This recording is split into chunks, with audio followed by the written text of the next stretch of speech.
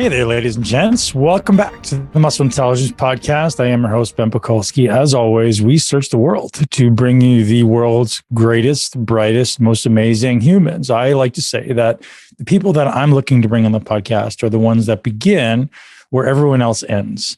And this gentleman is absolutely hitting every one of those criteria. He's an amazing, amazing man. He's certainly one of the most brilliant humans I've ever had the luxury and privilege and opportunity to converse with, ultimately to call a great friend.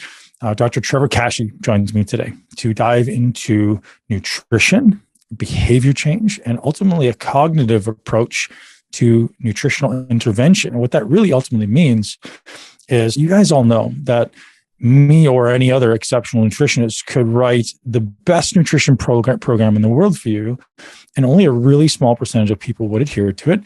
And some people would adhere to it in a percentage, or a large percentage or small percentage. And some people would stick on for a short period of time, and other people would stick on forever. And the people who can follow the plan ultimately get results. So then, is nutrition often the problem? When you ask everyone what's holding them back from changing their body, most people are going to say nutrition. And it's my belief that they're wrong. It's not inherently that it's not a nutrition that's a problem. It's inherently that it's not the nutrition that's slowing them down, because they know what to do. They simply don't do it. And so if you look deeper, there's a lot more at play when someone doesn't succeed in a body transformation. Ultimately, however you want to define that, right? If it's building muscle, losing fat, getting in shape, living long, performing well, however you want to define that, all of those require ultimately adherence to some semblance of structure, to some semblance of programming, nutritional programming, training programming. If you can't adhere to it, you don't succeed. And Dr. Trevor Kashey and I get into behavior change and how your words ultimately are shaping your behaviors. Dr. Kashey is, as I say, one of the most brilliant people on the planet, the creator of the Nutritional Cognitive Enhancement Protocol, a program for changing your brain to change your body through personalized nutrition. He also highly prioritizes intervention efficacy. So ultimately, which intervention is most effective for you? Even if you're happy and getting results, he will still continue to analyze data so you can get better results and get happier. I think that's awesome. At 15, Dr. Kashey became a cancer researcher at the time. He wasn't yet a doctor, but he became a cancer researcher at the Translational Genomics Research Institute. After just a couple of years, which is at 17 years old, he finished his first degree in university in biochemistry. He was immediately accepted into a doctoral program for biochemistry, which meant he ultimately skipped his master's degree. During his doctoral degree, he maintained a three-way focus, which was in the lab, where he studied energy production at a cellular level. He maintained contacts in the industry, so nutritional sciences and ultimately supplements and formulations and production. And he was also involved in clinical research, so medical nutrition therapy with special populations. He has some amazing stories. The first time him and I met, I actually said, you know what, man, you and I are probably going to be friends for life. There's just a certain mindset, a certain mentality that I resonate with. And this is definitely one of them. Some of the key things we discussed in today's podcast, how to improve your nutrition and ultimately everything else, is ultimately about changing your behavior, how to change the way you act by changing the way you think and by changing the way you speak. Managing your emotional states and your stress through your language, how language actually causes emotional stress. Interesting. Some keys to effective behavior change and so much more. You guys are going to love this conversation. It's deep. So I would say pay attention, adhere to it. And definitely listen all the way to the end. Today's podcast is brought to you by our brand new sponsors, a company that I absolutely love. I've actually found myself shopping in some really high-end shops and looking through their garments and actually purchasing a couple of them on my own well before they were ever sponsored the podcast. So when Vuori reached out to talk to us about being a sponsor of the podcast, I think they actually saw me wearing one of their shirts. They said, oh, he wears our stuff. We'd like to have a conversation to see if it'd be a great fit. Turns out it's a great fit. I really love the product. They fit really well. It's super high quality stuff. I've had some of the garments for over 4 years. I actually first got them when I was out in Lake Tahoe at a Mind Pump event and received some of their clothing, and I wear it still to this day. Their shorts I wear to the gym. Their shirts I wear to train. I wear them to yoga.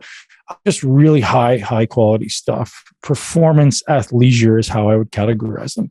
So that company again is Vuori, and that's Vuori. vuori.com/muscle to get hooked up with 20% off for a limited time. Thank you very much to Vuori for joining us as effective sponsors of the podcast, effective immediately. You guys can head over to vuori.com/muscle to get hooked up with 20% off. Enjoy the podcast with Dr. Kashey. And so I've worked with my team a lot. We actually just had a very long, like, murderous workshop for any normal human of going over what I've actually almost finished developing, like, an entire dialect of English that for right now I have shortened to PPA, which stands for positive present tense action orientation. That when you have a leadership or an authoritative position and you give directions a lot, to speak language in this way so that you shrink the amount of guessing another person has to do, essentially. Yeah, walk me through it. Would you mind? Do you mind sharing it? I can try. It's a long presentation. Well, I'll tell you what we did. Instead of me, like, giving a lecture on what it means, I actually took transcripts of all of my team's coaching calls, and we got together and we rented a large Airbnb out in the boonies, and we stayed for like 3 days, and we just went through every line of every transcript, translating it. And so is it the act of coaching itself, or is it the sales process, or what exactly are you reviewing? Literally just going over the language in the context of what some researchers or philosophers would call semantic priming of behavior. In other words, what you say affects what other people do. Sure. I mean, I feel willing to say that out loud at the very least. We have limited information as to how, and lots of observational data on a cultural level, how those things affect other people. Like, if you show a group of young people a picture of an older person with a cane and then tell them to leave and record all of their walking speeds, they all walk slower than when they came in. Just interesting things like that, like, tons of fun observational data like that exists. And I try to correlate this to ways people disturb their own emotions and stress themselves out, because something that I have noticed, or rather make note of, or just assume, that people's language patterns change as they get stressed out, or like lots of, cognitive therapists have turned into, like, they start distorting reality, basically. And I lump them into four major distortions, which I call demandingness, should, must, have to, need. Like, do you actually need this? Right. You have to do it. And those sorts of things create a sort of implicit threat, meaning that it adds an or else. Like, you should eat this amount of vegetables every day, or else. And so the should, need, must, have to, those things have that implicit or else, which then ends up increasing the chances of these other derivative distortions to happen when you violate that demand. Then you have you start dramatizing, like, I'll never get the right amount of vegetables. You always eat like an asshole. You go into downing, like, I am an unhealthy person. You eat dirty. And so you end up, like, having what some people call global attribution. So we have demandingness, dramatizing, downing, which, global labeling. And then it goes to despair. Like, what's the point? I can't stand it anymore. And so people end up, if you say, I am mad, that means, or if Ben says, I am mad, that means Ben equals mad. Does Ben really equal mad? No, that makes zero sense on almost any level. You can say, I have some anger. Like, you can say that you have anger, or that you have behaved in some way other people would describe as angry. But does that make you an angry person? Because saying I am angry creates the equality of I am an angry person. Right. And if you get worked up, or more likely work yourself up because of the sorts of language and rules that you have, and you say these sorts of things in a situation where you have what you might say a toned down nervous system, we can do the translation, right? We know that we joke when we say, well, my wife never cooks well, or whatever you say, you can dramatize that way, or you're always joking. However, when you get aroused and that sort of language comes out, those sorts of patterns get taken more and more literally. And so you go through respondent conditioning, like the classic, like dinner bell, dog salivation sort of behavior science. Yeah. And so when those words start to pop up, then you can actually start upsetting yourself, which people might call trigger words, et cetera, et cetera. Yeah. I try to do my best to integrate this into pop psychology, but these sorts of language patterns do have like respondent conditioning lability. Like you can correlate this noise to this nervous system status. Just like, for instance, just like when a police officer turns on their sirens, it creates an aversive stimulus that affects your central nervous system. Yep. Right? I was reading a book yesterday that was literally talking, stoic approach to language. It's like never putting these types of kind of possessive words on your expressions, right? Yes. And so for PPA, I would say, what do you do instead? Right. And so by telling somebody, stop demanding everything, well, then the pink elephant problem shows up again, right? So before we say what to do instead, could you review what those words are? So you said it's like is, always. Oh, geez. So I'll go through the distortions first. Yep. I straight up took the distortion of demandingness from Albert Ellis, who more or less pioneered rational emotive behavioral philosophies. So I have a grounding there.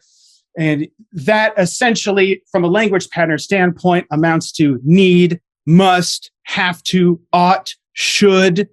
These sorts of words we use in, like, how many vegetables should I eat? Well, should you eat any? I can think of plenty of ways where you can get away with eating zero. So should, must, have to, need, these words have an implication for an or else.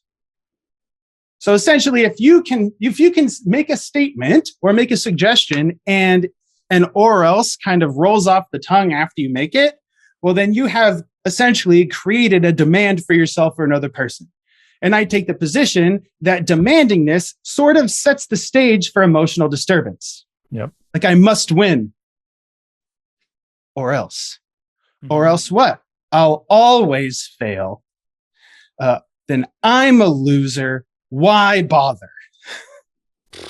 Man, I see so much value in this. Like I'm seeing this in my in parenting. I have emotions welling up when I discuss it because I consider it probably probably one of the single largest sources of human misery. Yep. Is really just this literally respondent conditioning to these face noises. And so just like the cop car siren will stress you out, well, if you actually, in the last year plus, where I've started assessing language as noises rather than as like some mystical force that we use to communicate information, whatever the hell that means, I've started assessing language as noise, and a lot of behavior started making way more sense. Wow. Way more sense. And I did that in triplicate on purpose. Totally. And so for that reason, I've made this joke with you before. I can hold up a head of broccoli and punch Mr. Pakulski in the face over and over. And you know what happens? You start hating broccoli. Yep. And the same sort of stuff happens with language. And if we happen to use language that we use on a daily basis, well, then we start creating interesting sort of stimuli around that sort of language that then generalizes, which means that maybe it would only affect me when I got angry. And then over a period of time, when I got sad, when I got anxious, and then I start getting anxious about getting angry, and then I start getting anxious about getting anxious. And now I start getting in my own head and talking in circles, which you must not do, of course. I should really get out of my head, or else what? Or else I'll get stuck in my head. And like, now I've driven myself crazy. Why even bother? This is so, I'm laughing because it's so true and it's so brilliant. I was like, God, this is like the human curse, right? It's yes. I think not paying attention to language is definitely, I mean, what percentage of people do you know that are that precise with their language? What percentage? Yeah. Like how many people have you met in your life? Oh, I think I have with the crowds that I roll with, probably more than the normal. Okay. Yeah. by a percentage, just approximately zero, man. Right. Yeah. Because I hang out. I've got like my three good friends. Okay, aside from you, I'll throw them in the meathead category, man. I know you're going to say meatheads. Well, like good friend number one, $1 billion copywriting salesman. Okay, good friend number two, MD PhD surgeon. Good friend number three, professor of journalism. Like all these people, they speak on purpose and they do things on purpose. So, and we interact with each other a lot. And so we end up making ourselves better in that regard.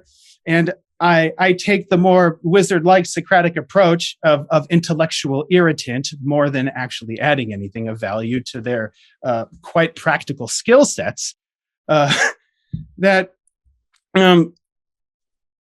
I have met few, if any, people, frankly, that put that much energy into language. I do know plenty of people that can appreciate that language has that much influence. Yeah. And it kind of ends there, because what opportunity does anybody have to train the skills or even learn about those sorts of connections to start making improvements? And like, how do I even study it? And so a lot of people end up getting kind of worked up there. And for that reason, I have put so much energy into like essentially creating this dialect of English and training my staff on it. And then when it gets to a point where it gets functional with them, then I can start working on a process that makes it viable for anybody else. And these things just take forever. I think. Yeah. I think. So it's interesting because a man with your depth could choose to pursue this for a lifetime and make a life's work of it and truly change the scope of hopefully human communication. Or you're like, hey, this was great, but I'm kind of done there. I'm going to go over here, and it may never get revisited again, right? And that's an interesting contemplation to go, how many other things in the world exist like this? We're like, oh, there's this person over here who probably could solve this problem, but maybe this is more interesting. Yes, and you bring up a valid point where existential crises abound. And because of my history as a scientist, etc., I ended up, thankfully, I guess, coming against those sorts of boundaries early on, because I had went to school for a long time, had a very particular set of skills, as Liam Neeson would say, and approximately nowhere to use them unless I took a button pushing job somewhere, essentially. And so that really limited my options for expanding, I guess what you might call my intellectual horizons. So even though I have expertise in biochemistry and could use an electron paramagnetic resonance apparatus, only a few of them exist on Earth. And so like these sorts of things really actually would have ended up constricting me in quite a lot of ways, which left me with, well, what the hell do I do now? And that sort of led into the working with athletes, bodybuilders, nutrition, supplementation, pharmacy, all that could include a lot of that sort of biochemical expertise. And then along the line, you start to see on a practical level how much psychology / behavior plays a role aside from just the button pushing and the number calculating on the chances of, let's say, getting a gold medal or winning a show, because you can account for all the stuff over here and still have it all go to pot. And as the more I learned about biochemistry, etc., the more I also learned to appreciate the gross or the macro behavior aspect of things, the role of the environment, the role of conditioning stimuli, even basic things like operant conditioning, stuff like that affected people's behavior.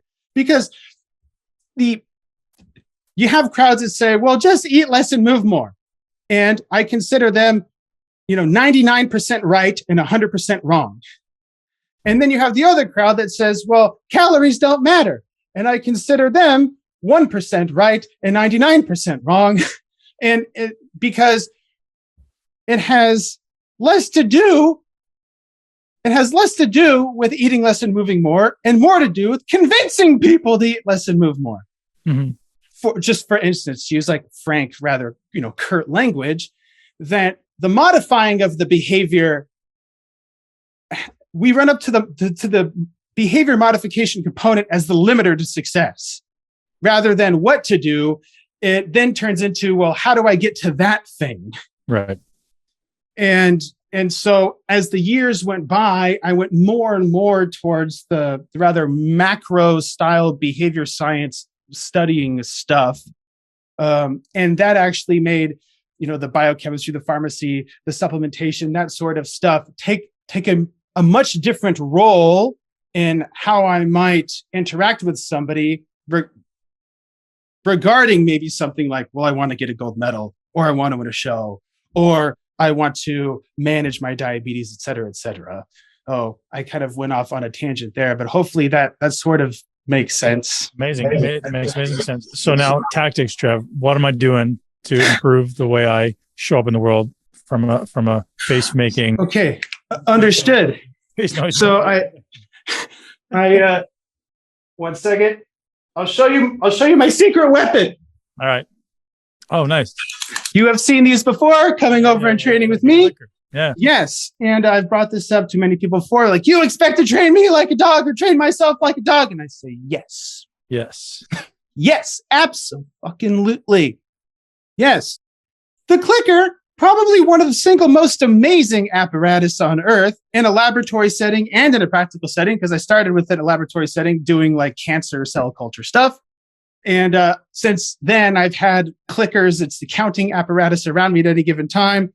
I use an abacus for some stuff. Just counting things improves quality of life when you have the skill to apply those calculations to something useful. So for instance, Mr. Pakulski, you could keep a clicker on you, or like a 3x5 note card that you can mark off on. And then, or if you bust out a should, a must, a need, or a have to, you can mark it. And then you can actually create what a scientist would call a rate, or the occurrence of something over time. And so you might, for an hour out of the day, 2 hours out of the day, start recording how many times you use words like that. And this apparatus ends up working like a negative reinforcer and a positive reinforcer at the same time. Okay? Because every time you click, it feels kind of bad. Just kind of. Like, yep. Shit, like it's like the cuss word jar. Right, exactly. Shit, I said shit, same sort of principle, right? So you can use this and mark it, all right? And then, after the time period expires, you can then just put a mark on a piece of graph paper, an Excel sheet. I masturbated this many times per hour. And then as the time goes by, you can actually graph the decrease in the amount of times you use that language. And so this ends up changing the way you speak in an enormous way, because where you used to say should, must, have to, need, now you have to come up with a more articulate way to discuss what you want to discuss. And so it prompts a more fact-based conversation. So if you manage the demandingness, the dramatizing, which are just extreme language that goes polar, like always, never, absolutely, horrible, terrible, awful. Like, they had terrible service. What happened with that tidal wave that knocked out a whole island, man? Like, get over yourself. So when you start to, you can keep track of these sorts of distortions, one at a time, all the time. Just, I would probably have a discussion with you offline if you wanted to take something like this seriously. Yeah. But basically, these sorts of words that we use, asshole, like insults, by keeping track of how often we use them, and then having an operational understanding of how they, you might say, dial in or tune up your nervous system, that you can start talking on purpose. Mm. Because these distortions, by definition, they end up distracting from the facts.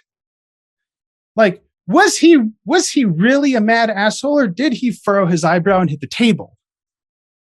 And so speaking in terms of the facts versus labeling, judging, you might say separates you from that sort of environment and allows you to assess the situation in a way to make a more rational decision. So just by virtue of keeping track of and auditing your language, you end up also changing the way you think, which has an effect on the way that you act. And so this ends up turning into a rather encompassing sort of behavior management there, whatever you want to call it, sort of process that has a relatively simple and straightforward premise. People tend to understand, like, if I change the way I think, I change the way I act. But how do you, like, I can't think this anymore. Well, then what do? How do you change your thoughts? Well, that then opens up the Socratic jar of what does thinking mean, which can turn into a rather intimidating conversation. Until, yeah. No, I was just saying, go there. Like, this is. Oh, go there? Go there. So. Yeah. So what the hell does thinking mean? Yeah. Well, before you say that, this is the perfect timing for me in my life. I almost think this is more challenging than like a diet from like, hey, abstain from the cookies. Like this has to be more challenging to someone who aspires to, well, to self-betterment, we'll say. And man, I've been really cognizant lately of people who do use intentional language. Objective versus subjective languaging is something that I pay attention to when I listen to podcasts and listen to audiobooks. I'm like really kind of queuing in on it. So literally the timing is perfect because I definitely know that I do that. I know that I do that. Yeah. And until you learn another way, you will only get mad at yourself for doing it. And I get worked up talking about it because I know how you operate. You operate like a champion. You put demands on yourself. And I know I spend a lot of time talking with champions. Most of them want to eat a bullet, which means they spend their entire lives operating at a high level for the sake of entertaining other people. And I get sick because of it. So that out of the way, you have now that you already know that language affects your behavior, your thinking, your emoting, et cetera. And then you ask the question or tell yourself, well, I can't speak like this anymore. I can't think those thoughts anymore because we have just a glaring discrepancy of what to do instead. And so if a lot of people will say that they have a goal of something that they do not want, same sort of situation. It just opens up the door for literally anything else. And just a technique like this, which I consider a skill, counting things, a legitimate life skill, by the way, you end up changing the way that you speak on accident rather than trying to go through some Dr. Kashey Rosetta Stone program of how to speak this dialect. And so you just keep track of things that you know affect the way you behave, the frequency of those things, specifically things that you say, because do you have ultimate, power over your environment? Hell no, you do have more than you might guess, but you do have less power over your environment than you do over what you say. And this thing goes into our definition of thinking, which entire libraries probably filled with texts to discuss what the hell thinking means. And my foray into rather primitive or basic behavior science has really simplified the living hell out of all this, where now I have mostly just defined thinking as talking to myself. And I basically break up thinking into two different categories of sub-vocalizing, where you might say subjective and objective. I've actually swapped to private and public. So I have private conversations with myself, and I can also visualize things. So thinking from a practical standpoint, I split into those two categories. And that means if you want to change your thoughts, which a lot of people talk about and have, and definitely make statements that if you change your thoughts, you change these other things, and do a bad job at really defining thinking, well, that leaves anyone who believes in that sort of correlational statement at a loss as to what to do to change their thoughts. When I posit, if I define thinking as sub-vocalizing, private conversations with myself, and visualizing, that now I can start an audit process. In other words, we think in the ways that we speak. Yep. So if we audit the way we speak, then the way we think changes as a side effect. So do I change my thoughts? Yes. Do I change my thoughts directly? No. No. By having this sort of publicly available observation technique, life skill building sort of process, by auditing your actions, you end up changing the way you behave on accident by keeping track of what you do on purpose. Does that follow? Of course. Are you auditing what you're saying subvocally or whatever the term was, like subaudibly? So you're auditing the words in your head as well. So if I'm coming along and I'm saying, I always, are you including that on your clicker? Or is it just what you verbalize? So I wait for it to come out first. So like you want to use what I call successive approximation, what some people would call baby steps.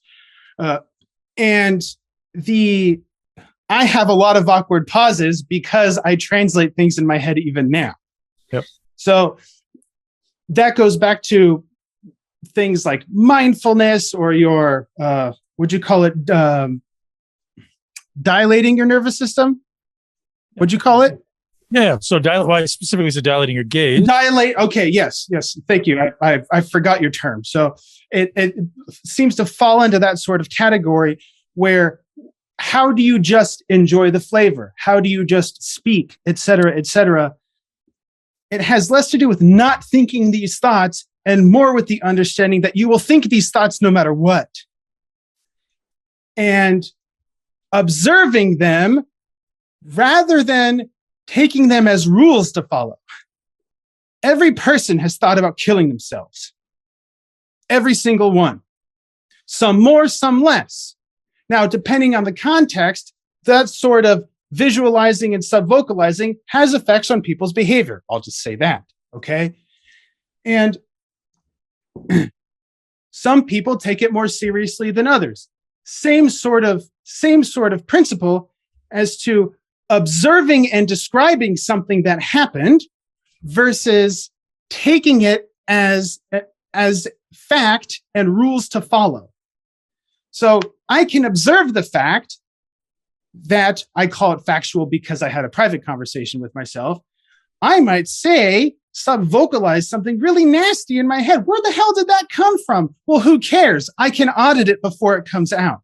And that sort of filtration process underlies changing the way that you speak and then circles back to changing the way you end up thinking. So do you ever stop thinking, as an alcoholic or a person with suicidal ideation or a perfectionist, do you ever actually stop thinking, I fucking hate myself. I want to die. I want to slit this guy's throat. I want to run. We all think those weird thoughts, Do you ever stop thinking them? No.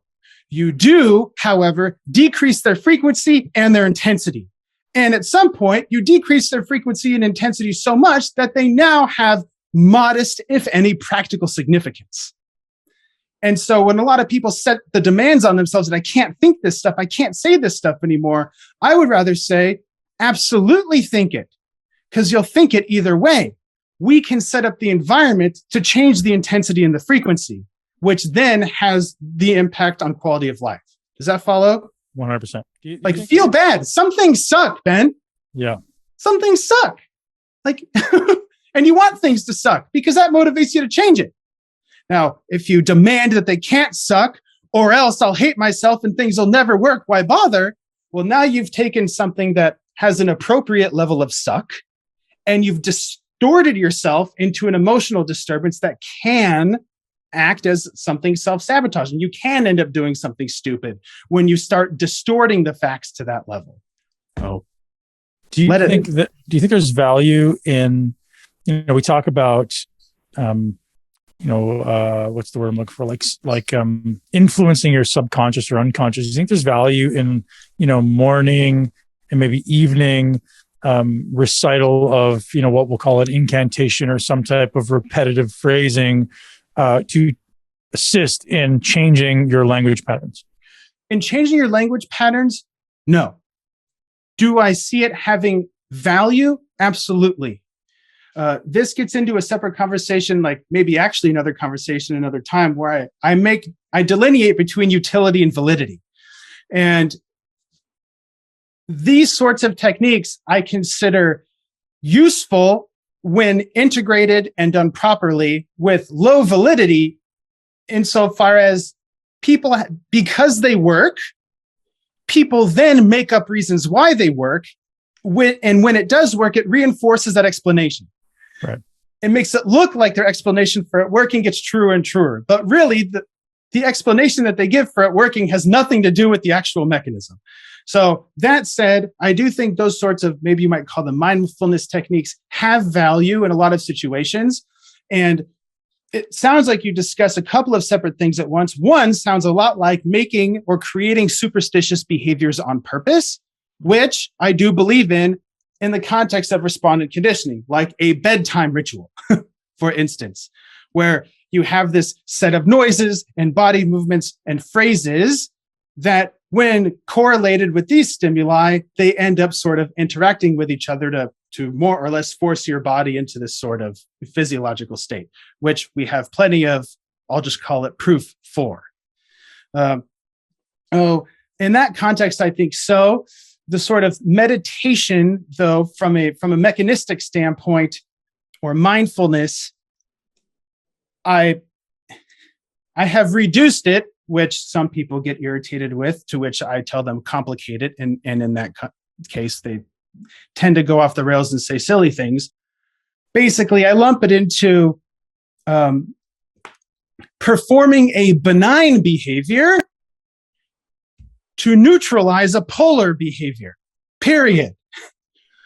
For instance, if you get all worked up, somebody might tell you to count to 10. You do something benign to distract from, adapt to, attenuate something polar.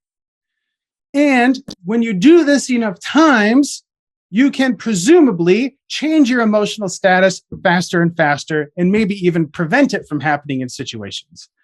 So in that context, I think it has an indirect effect on language. For instance, if when you get worked up, you might say things you don't mean. Mm. So if you regulate your emotions, you self-regulate with some other techniques, like using mindfulness or meditation skills, it will then decrease the frequency and magnitude of maybe polarizing language that you would say out loud rather than subvocalize. So in that regard, I think it would have a positive effect on your language. It just has a more indirect one than actually keeping track of what the hell comes out of your face. Right. And so the way my mind would kind of explain that to myself is this kind of default state of the nervous system is obviously, or you tell me if I'm wrong, is likely to influence the tendency to allow things to come out, right? And if I'm tightly wound, say for example, the influence of external inputs, external facial noises or anything is significant. It seems like it takes less of a small amount of signal or a large amount of signal to kind of set me over the edge. Whereas if I kind of tune it down a little bit and the nervous system maybe not as highly aroused, is less likely to tip over the metaphorical edge here, so to speak. And so that would, in my mind, be of value to doing things like that, where it's basically to kind of simplify is like depriving sensory experience. Yes. Yeah. So I will buy that explanation, and I will raise you the follow-up question. I have tended less and less to focus on I guess what you call the status of the CNS or the status of the nervous system, whatever you'd like to call it, and then ask the follow-up question of, well, what put your nervous system in that state to begin with? And that ends up taking you to some antecedent environmental variable or some subvocalized language pattern. If you say you hate yourself over and over and over, you'll work yourself up. So then does that mean that I work on tuning my nervous system down, or do I moderate the language pattern? Right. And so I care more like, what the hell got you all worked up to begin with, Mr. Pakulski? And let's look at that shit. Mm-hmm. And I say that like with fervor, right. Because I see that as setting yourself up to win, because you can figure out how to calm yourself down all you want. If you have an environment that contributes to it 24 hours a day, well, then it ends up distracting from the issue and maybe developing maybe you could develop another set of skills to moderate it better. Right. Does that follow? Of course, take your hand off the burning stove. Don't try to just meditate your way through it. Get it. Yeah. For sure. But potentially there's a lot of things that are causing your nervous system to be highly aroused, right? Like driving your car 70 miles an hour on a freeway with a bunch of people who may or may not be qualified to do so. I mean, I got to do that sometimes. I can't always remove the stressful stimulus. So 100%. Like, how do I mitigate this as much as possible seems like a good strategy. And for me, it's it's the exploration of, like I said, the acuity of the experience, right? Rather than taking this, it's dialing out, so I can experience more aspects of this moment. And when I do that, it seems, and I'd love to hear your opinion of this, it seems that, so if I'm experiencing all the sensory information in this moment, it allows me to put maybe less weight on the one thing that may have otherwise been overwhelming to me. So I don't know, like if I'm sitting here listening to the cars go by or the birds chirp, and I'm listening to all the birds chirp, that one that's kind of really close to my ear becomes less of an irritant.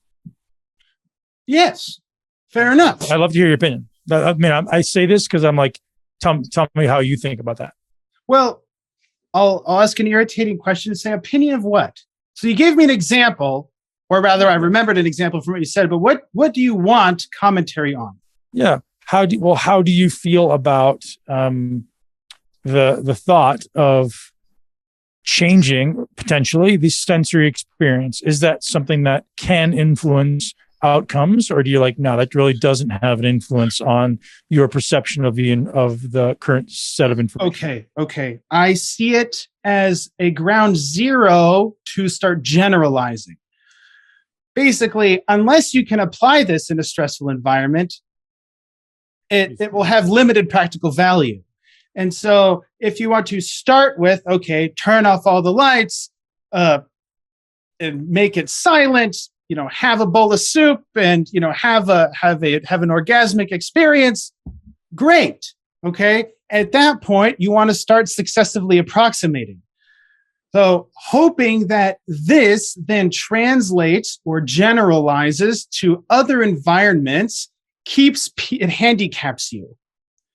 So if you do have a skill you want to learn, in this case, so I'll stick to the literal aspect of this here, enjoying the food you eat, and varying environments give you varying food enjoyment experiences. Well, then learning to enjoy your food in the environment that has the fewest distractions first, then sets you up to start regulating how much distraction you start adding on purpose. Yep, makes sense. So I will respond with that. Ladies and gents, I'm just going to interrupt really quickly for a quick message from our podcast sponsors today. Heroic app is a company I've actually been working with since 2007. Gosh, what's that? 15 years now was the first time I actually started engaging with the company. At that time, it was known as the Philosopher's Notes. Brian Johnson, if you remember, is a previous guest of the show, probably one of our most requested repeat guests of this podcast. Brian is just an absolute wealth of information and wisdom. His business, Heroic, has gone on to create a community to ultimately inspire and support you to live your greatest life. Now, obviously, there's an amazing synergy there between what Brian is doing with Heroic and what Muscle Intelligence is doing. We are really focused on supporting you to live your greatest life because of the body and how you move and how you feel and the energy. And Brian's supporting you mentally, how you educate yourself, how you can ultimately have the mental abundance and clarity and the mindset to succeed. It's a beautiful, beautiful synergy between these two brands.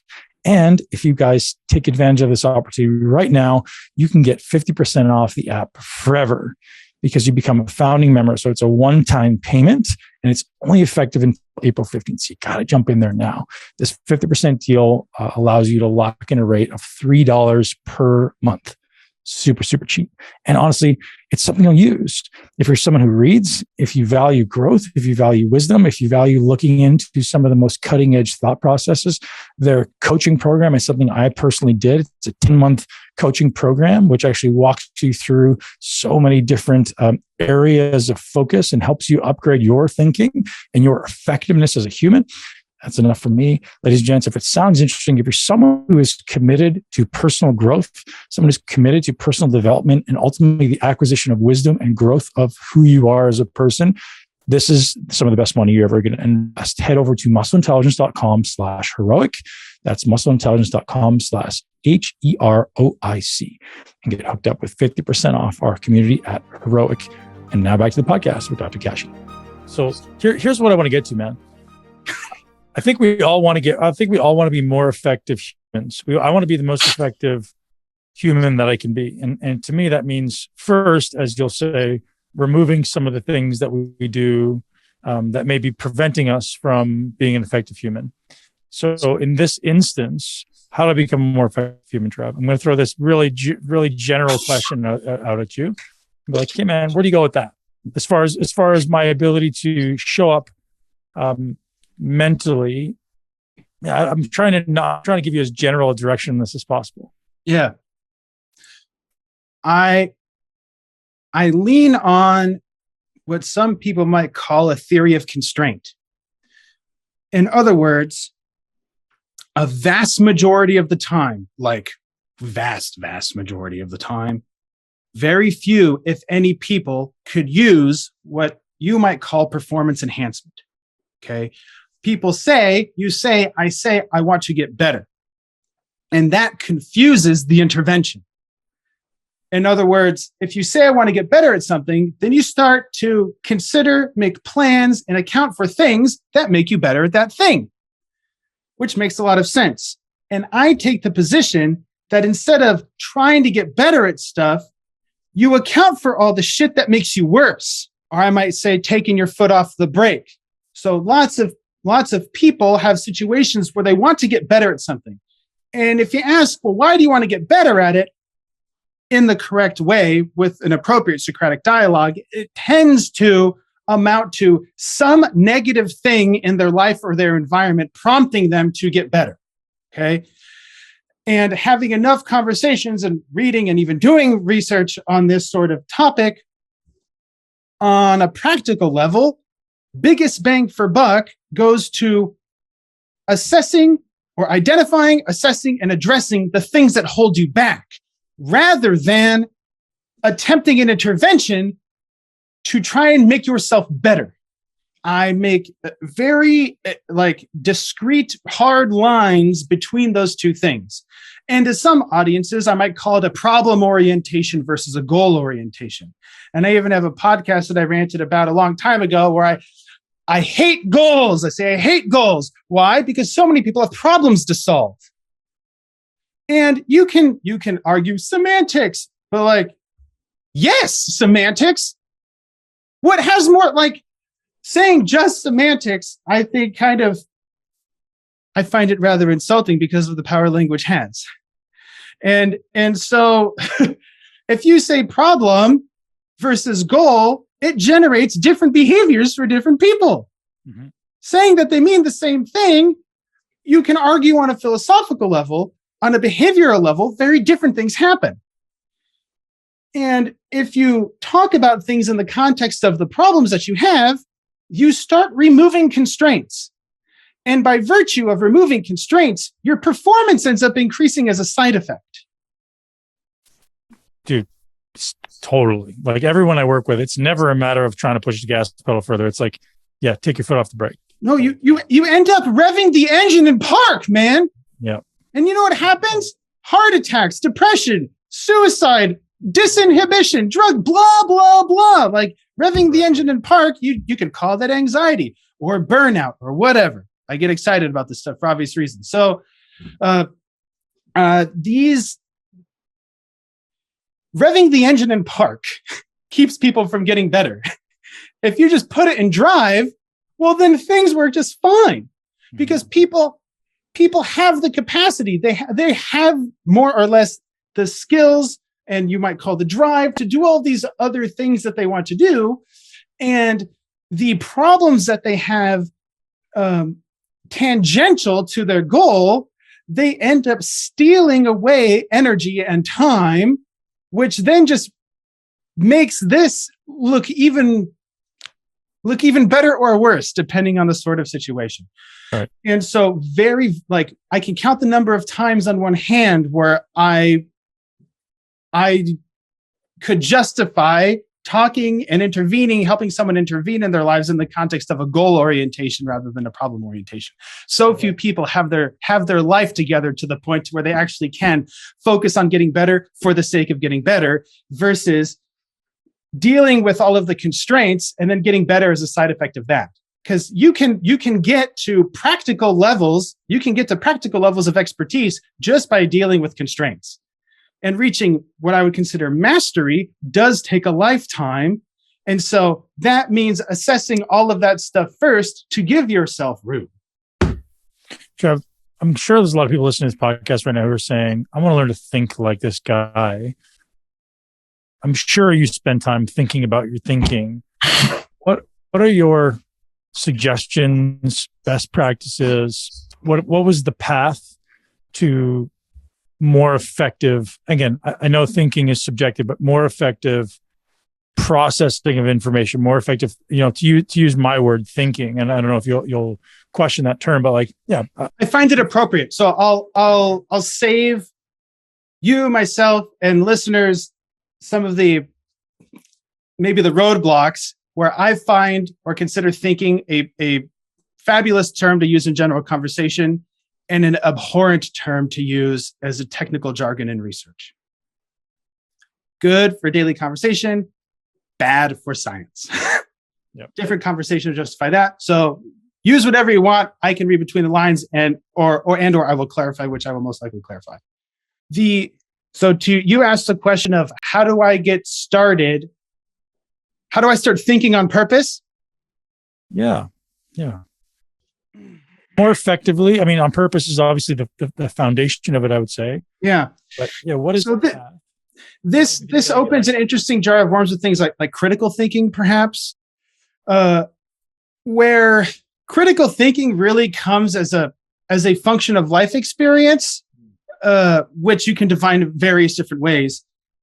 But basically, you can define critical thinking as maybe the probability of solving a given problem, I suppose. Or people might say connecting dots.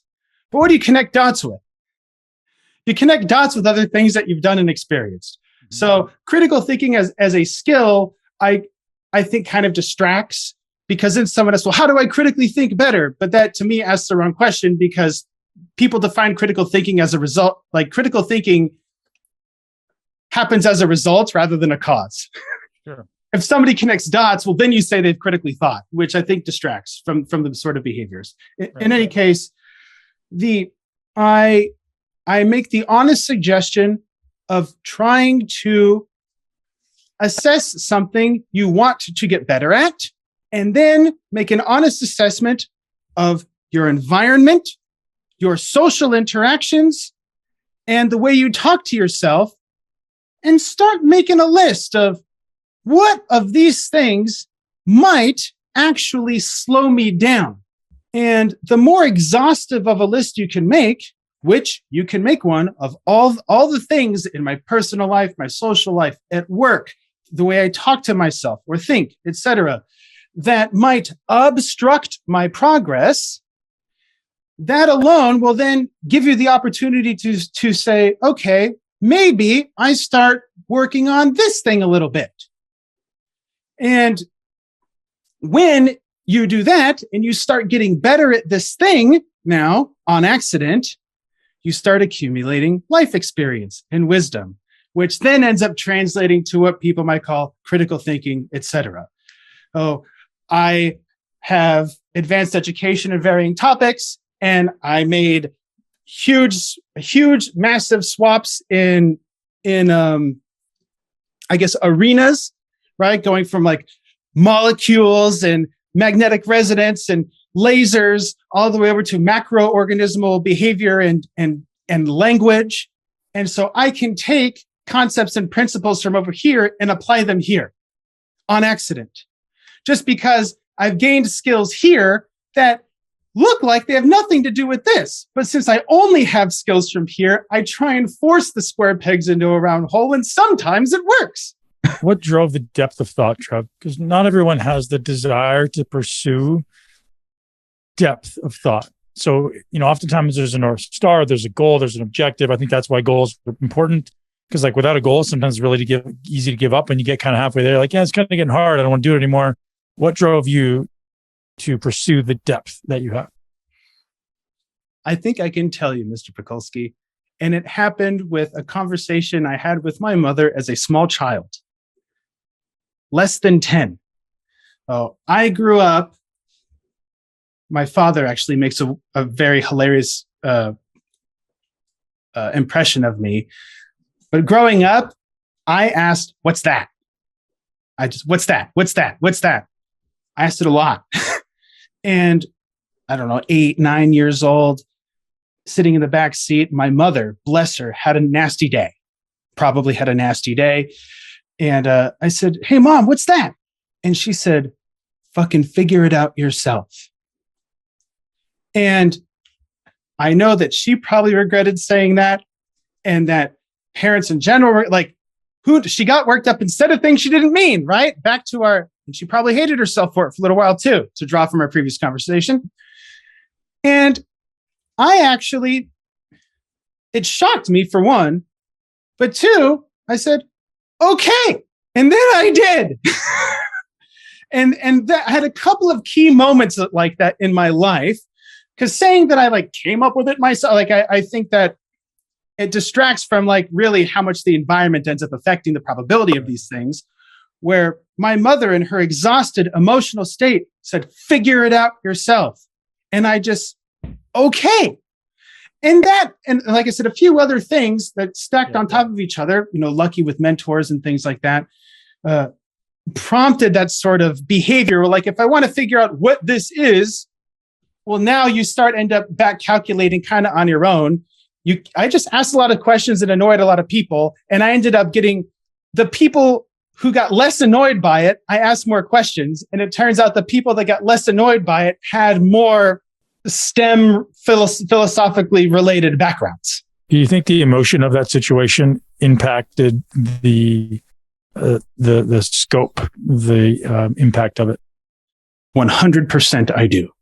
Talk to me about that. Because us humans have, some people might call them instincts, I guess. We have these innate or hereditary aversions, like loud, squeaky noises, very common, borderline 100% of humans, you would startle them and scare them if you made a particular tone at a particular sound, right? And so in that sort of situation, other than learning the F word meant bad and that sort of low grumbling voice, et cetera, it did create an aversion. It did create an aversion, meaning if I wanted to say, hey, Mom, what's that? What do I remember? Okay. I remember my just beautifully exhausted mother, single mom, by the way, but the whole deal. Okay. I remember that. Do it, figure it out yourself. And so every time I go, what's that? Then I started saying, what's that to myself instead of saying, what's that to everyone else? And so that sort of situation, because of the emotion involved, I think, to use some old school language, stamped in that sort of behavior pattern as a side effect. So to avoid the punishment of my mother getting worked up, I just ended up doing this other stuff instead. And then the people that did tolerate my shenanigans, they ended up tolerating it because they operated the same way. And so it turned into a somewhat of an attraction by exclusion. Of all the people that I annoyed, I just got left with these other people that accepted it. Right. So then here's a bit of circuitous thinking for you. In that breath, then, is there not merit in the demanding thinking? So as a child, I think you and Alex talk about this. As a parent, how do you navigate that? How do you navigate oh boy, I get tingles. I get tingles thinking about this. Human. Yeah. Yes. So that turns into a different conversation about parenting, which I would love to have. Definitely for a different time, though. I will tell you that demandingness has tremendous utility. You think we would have made it to the moon or built computers or what? I will tell you the difference, though. People do amazing things, Ben, especially because of demands. They also make themselves miserable. Yep. How do you toe that line? How do we toe that line, right? Because we know demands are necessary to pursue, maybe, but they're also, as you say, most champions and geniuses are, their blessing is often their biggest curse. Well, do I consider them necessary? No. I think they have worked, and because they worked, we keep doing it. Got it. Yeah, I like that. So what's the path? So let's save that for another time. Yeah, that turns into a different, maybe a private one first, and then we can expand on it after that. Yeah, because I get all sweaty thinking about that. Totally, my heart's pounding. Yes, like my children are everything to me, man, and I call it like backing them into a corner with my lack of ability to articulate myself, my lack of ability to communicate with them effectively. Brings me so much pain. I was like, yes. So in PPA, I would just condense that to ignorance. Yeah. So just for the sake of our conversation, do you see how many words it took to try and tell me what you wanted to say when you could have condensed it into one action-oriented word, right? That would have limited the amount of translating I would have had to do in communicating with you. With us, because there's a common dialogue. But yes, the average person, like, man, I talk about this all the time. I say so little in public because I assume that my words are going to be twisted by someone because it means I just don't say anything in general, right? Like in general, I'm just the guy who's listening. I'm taking it all in. I'm probably contemplating on it at some level and minimally communicative because it's like you say one thing that means something to this person in that country, and it's like you're going to get yes. Yeah. Oh, so have you heard of the Dunning-Kruger effect? Of course. Yeah, okay. Sure. So a lot of people tend to describe it as like, if you know a little bit about something, then you start acting like a moron. So a lot of people call it a bad thing, essentially. It gets used in a pejorative way. Mm-hmm. And I actually consider it one of the single most important ingredients to learning. You know why? Because it means you got interested in something and you start talking about it. And when you start talking about it, what happens? But you get feedback, and that feedback furthers your education. If you're open to feedback. For that different can of worms. Because you're not always open to feedback in that. Well, the education only happens as a function of feedback. Right. Teaching only happens if a person learns. Yeah. And so in that regard, you can only learn if some authoritative source provides feedback on the things that you say or do. Growth mindset, right? And that's what I hope to harness in my children. That's it. Yes. And so I form opinions on things I know nothing about all the time so that I can get feedback from an expert. Right. And so I consider it one of the most valuable things for learning ever. And it like anything else, it depends on the people you do it with and the sort of resources you have at your disposal. I consider it one of the most important aspects of learning anyway. It just expedites the learning process, or rather, the utility of what you learn, okay, based on the people and resources that you have at your disposal when you do start talking about things you know nothing about. Yeah, I can think of very few other joyful, entertaining, silly, effective ways of learning things and saying stuff you know nothing about to a person who knows something about it, with the understanding that you will do those things before the conversation happens. Provided they're willing to. And this is an interesting thing. As someone who, like yourself, has your heart, you're a wise person. You're you don't like the term leader, but you're a teacher, we'll say. And teachers, in my approximation, have two kind of polarized opportunities, right? I can teach you. I can tell you're doing something less than optimally, your understanding of something is incorrect by simply showing you how to do it, right? Like I'm like, hey, think about it this way. And I could teach you that way. Or I can tell you're an idiot until you're wrong. And there's so many people right now saying, socially on social media being like, hey man, you're an idiot. Don't do that. And I'm like, whoa. I think, so just speaking to your point, as someone who wants to pursue, explorative thinking in new areas, as you said, it's super important to have someone on the other side who's willing to take the time, like you do, to explain this stuff, man. So thank you. And I don't want to end our conversation there, but I just want to acknowledge that, taking the time to explain these things to, I feel like a mental midget when we're having these conversations. I was like, oh, you just think so deeply. And the fact you're willing to do it, thank you. Well, my pleasure. Thank you. Thank you for listening and caring and your own commentary. Because I make up a lot of stuff too. I try and corroborate it as much as I possibly can. And I have my own biases like anybody else. And it just, I think Samuel Johnson, like an old school intellectual from the 1700s, I think 1700s, like a friendship should always be in a state of constant repair. And it just, these sorts of discourse, I think, to our previous, to the previous point, I consider maybe one of a fundamental facet of a long-term and successful relationship, romantic or platonic. And from a Socratic standpoint, if you take it as a Socratic dialogue, both people end up improving in some way. You end up accumulating wisdom in some way, even if you do it in a rational way, like where you end up coming to a truth by virtue of agreeing with each other, on a series of points. Like you still get value from that somehow. Right. And just so thank you for participating with me, because few people exist that have the patience for it. Like, what does it mean to think? Like, screw up. Like, what the hell? And so who else can you talk to? Like, what does thinking mean? But actually have a conversation that amounts to something,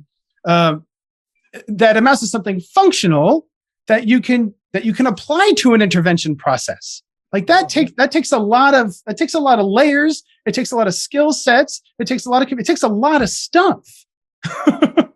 Yeah, I think there's few things that are more interesting, right? And everyone, it seems like all these intellects that I tend to read, everyone seems to kind of converge on these common areas, right? Like they end up studying the same things because like you kind of figure other things out, and you're like, I'm not saying I'm there yet, but like you figure all these other things out. And you get comfortable with some things.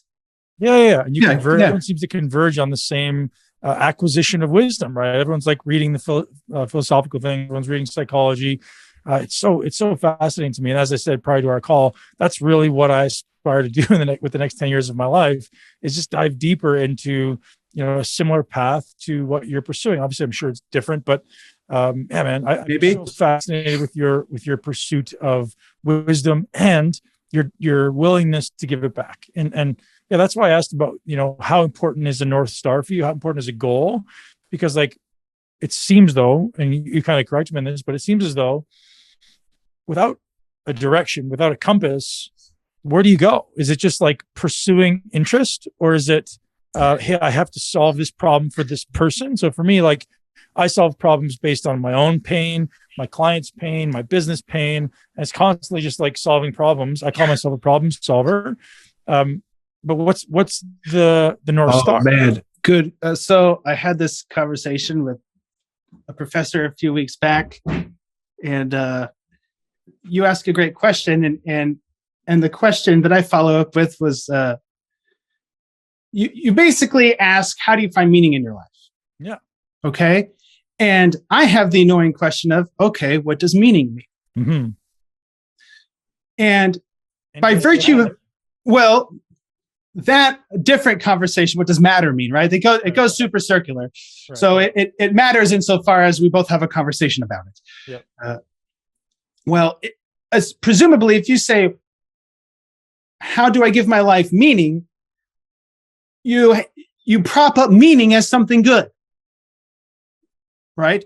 Yep. And that means to get that good thing, you have stipulations where if I meet these criteria, then I have meaning. Mm-hmm. And so just real basic sort of, how can you ever give yourself a chance to figure things out unless you define your damn terms? Okay. And so we had a pretty long conversation about what meaning meant, which I will spare you because I had a rather hilarious reductionist version of it, which I find quite useful, which we could talk about some other time. But really, people spend their lives avoiding shit. Yep. Okay. And because of the sort of,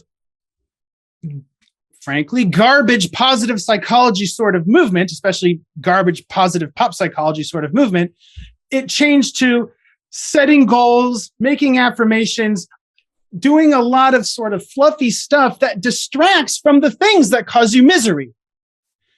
And people tell the story that if you set this goal and reach your goal, the misery goes away. But really, the misery stays with you and drags you down. Which then raises the next question of, well, what happens if you manage that misery? Does the goal matter? Okay. And now the conversation can start. So for, like I said, a vast majority of people, I see this sort of pseudo goal orientation as a way to try and distract from or attenuate misery. When if you address the misery, if you observe and describe the misery as a matter of fact, and you address those things, then this solves itself. Because you'll find out what you like. You'll find out who you love. You'll find out the things you like to do.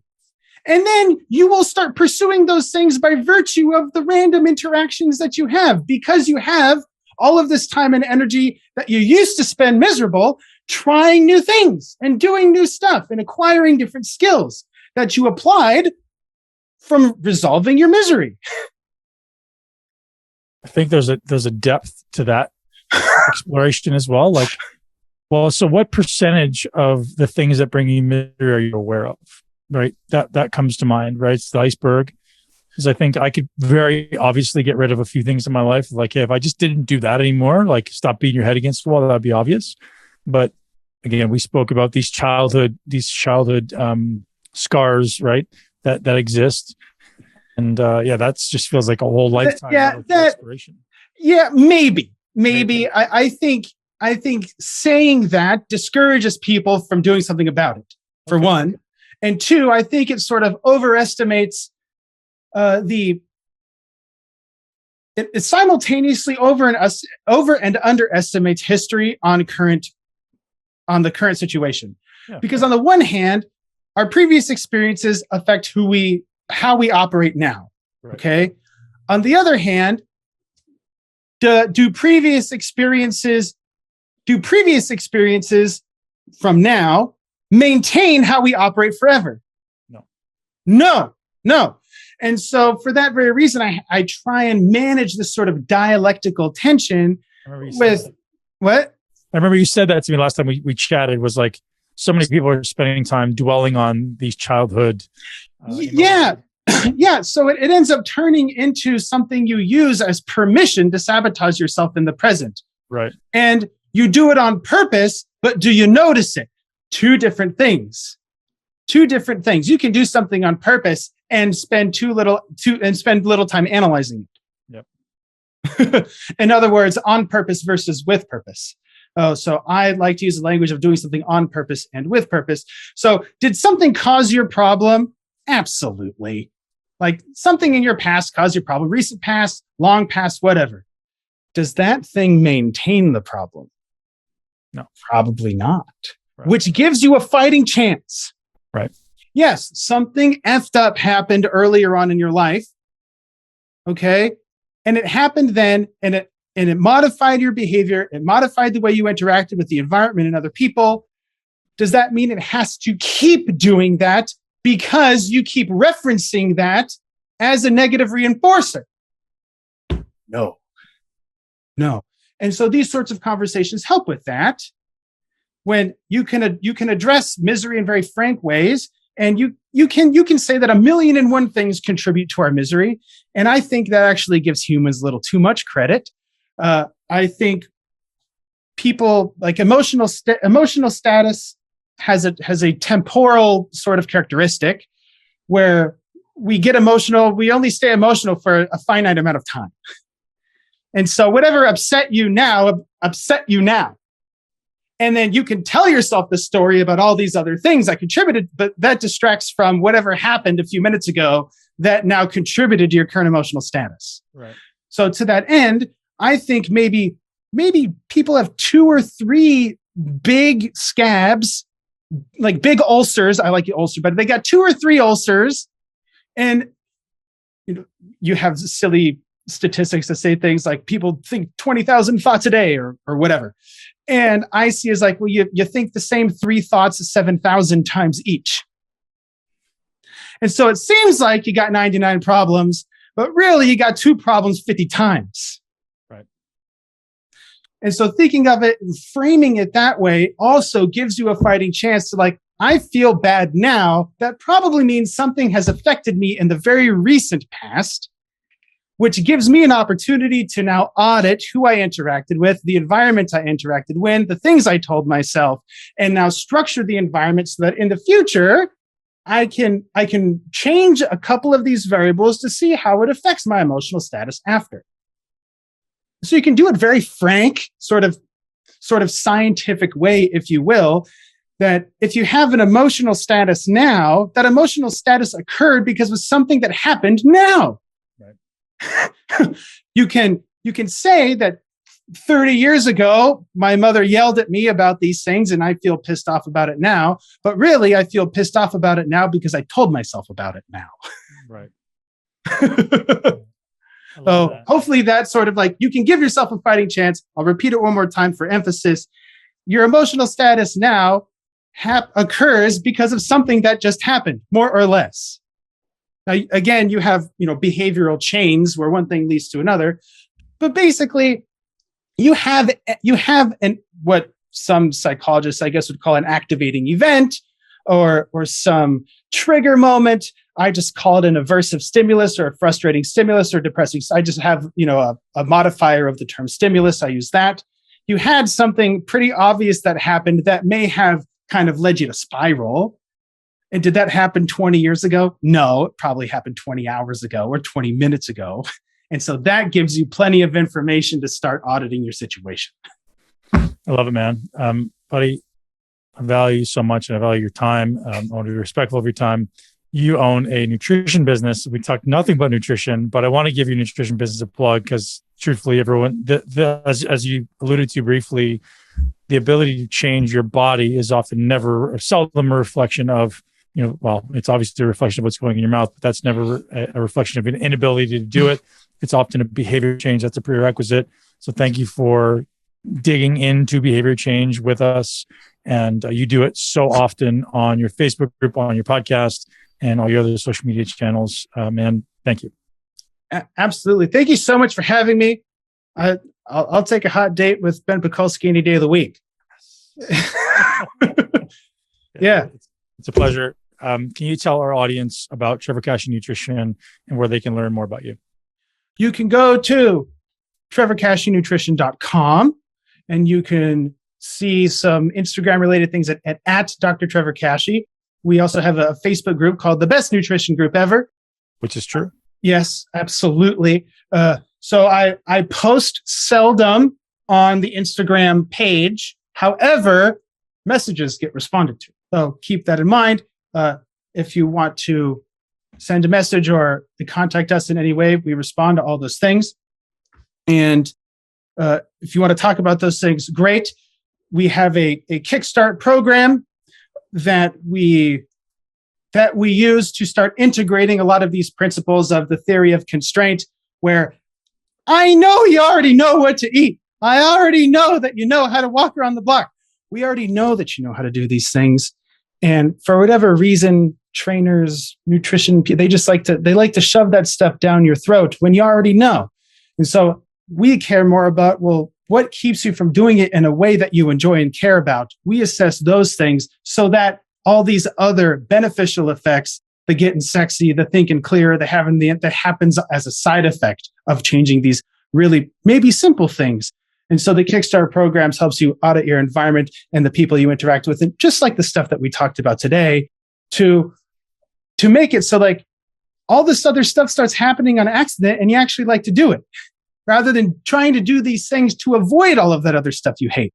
And we call that, instead of getting away from bad stuff, to go towards good stuff instead. So you can find me at Dr. Kashey or trevorkasheynutrition.com. We respond to all the messages. Thank you so much. My brother, thank you. And we will definitely have you back soon to discuss many more of these amazing. Awesome.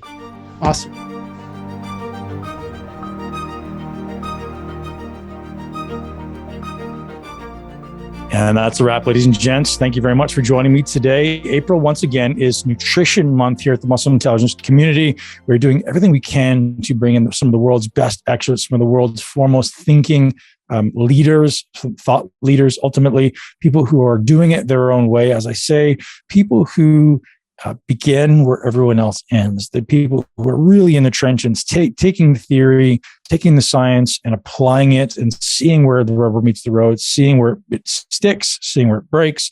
Ultimately, application of science is really where we want to merge and kind of combine our wisdom.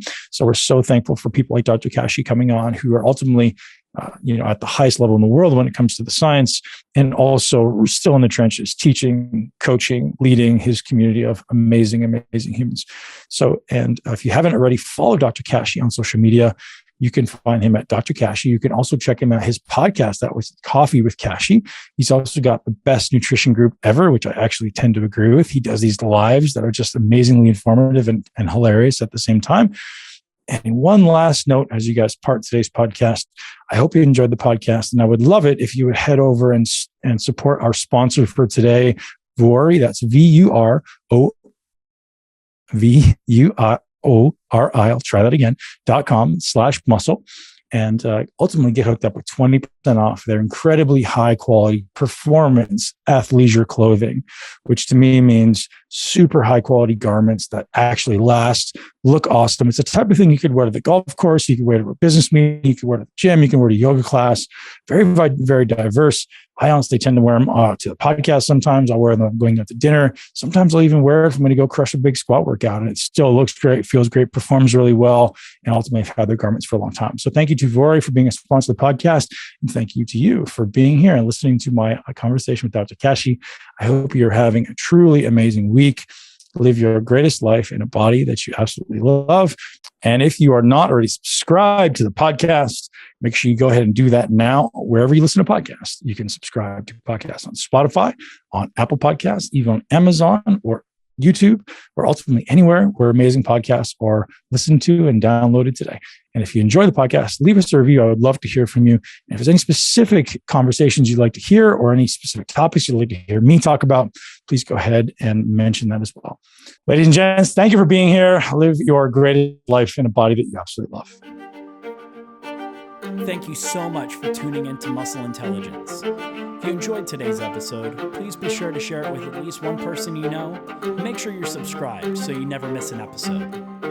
This podcast is for information purposes only. The statements and views on this podcast are not medical advice. This podcast, including Ben Pakulski and the producers, disclaim responsibility for any possible adverse effects from the use of information contained herein. Opinions of guests are their own, and this podcast does not endorse or accept responsibility for statements made by guests. This podcast does not make any representations or warranties about guest qualifications or credibility. This podcast may contain paid endorsements or advertisements for products or services. Individuals on this podcast may have a direct or indirect financial interest in products or services referred to herein. If you think you have a medical problem, consult a licensed physician.